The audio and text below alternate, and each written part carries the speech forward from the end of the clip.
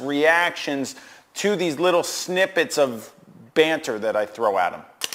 Good, that's it. Hold on. I love these. Hold on. I just want to go to a gray background and try some on a gray background. So when I started, I only did white because that was the simplest and easiest. People are, you've been doing white for years. Can you do something different? I was like, well, what's going to be simple and easy? Turning down the power on my lights on the background creates a gray background. Who knew? Let's just do something easy. That's a neutral color. I don't mind it. It doesn't take the eye away very much. I'm going gray for some people. I have the white, gray, and black up there because occasionally when I'm shooting some, models or fashion stuff, I won't use strobes on the background and I'll make the gray go gray, which I like.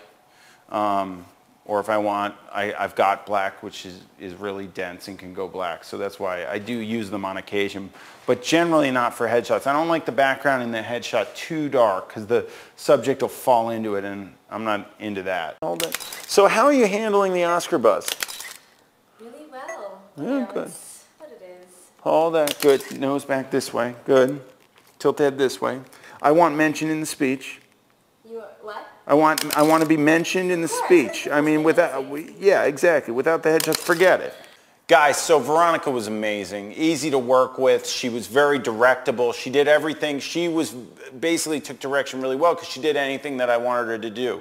The challenge with her became, she was very pretty and her jawline was fantastic. The challenge really became the eyes. And when you see the edits and you see the shots, she gets the eye difference, and then one eye looks sleepy, and sometimes she doesn't look focused, and sometimes the hair also was a little bit all over the place, but that's easily correctable and can be watched. It's really the eye difference that became my focus during this shoot, to make sure that I got her looking, even, that her eyes were looking even over the course of the shots. And that's mostly positioning and trying to get them in the position where the eyes look the best, and that was really my focus with Veronica. Good, right there. Beautiful, beautiful. And then try, I want you to try snooty. Okay, good, but give me more devious, more towards devious. Yeah, you're out, but you know you're devious. You're like that soap opera diva bitch from hell that smiles because she knows it. Yeah, but you squinty and you're like, hold that.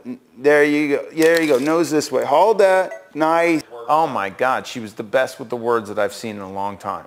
So the words are just supposed to stimulate and inspire them to use their mouth, eyes, eyebrows to create a face.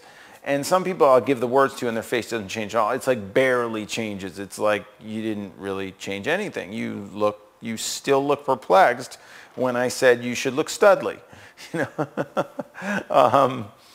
But with her, I said, what were some of the words? Oh, I think I said porn starish. And she took it to a whole nother level. I loved it.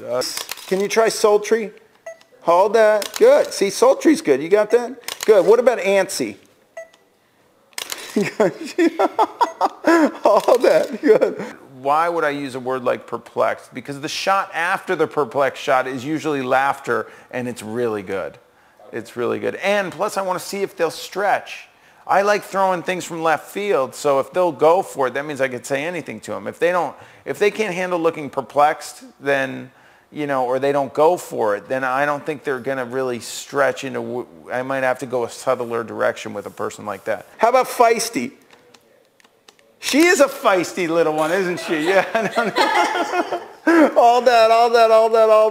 Good. That's it. Good. Tilt head this way. Hold that. Beautiful. Chin down a little bit.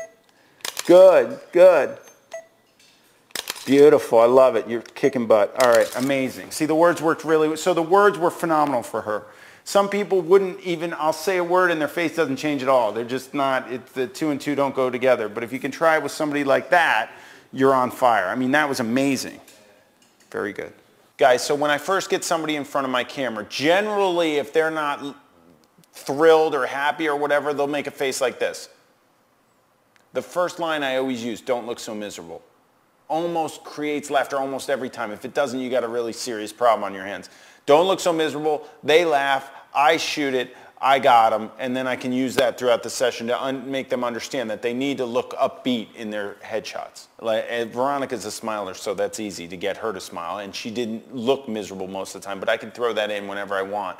And you tell somebody they look miserable, they don't want to look miserable, so they're going to smile. And if you do it with a group, those people crack up around them if you tell them one person looks miserable, so it's good with groups too. When I'm shooting, I delete every shot that I don't like. I don't ever go for a specific number. I want to give value to my clients to make them feel like they got enough shots to go through, but I like to saturate the shoot with a bunch of good shots. So I won't let anybody leave without 100 good shots, and sometimes I'll do 200, 250, 300 if I narrow it down to that. If I shot 800 and I want to get it down to 300, or, but generally I would say on average people leave my studio with 150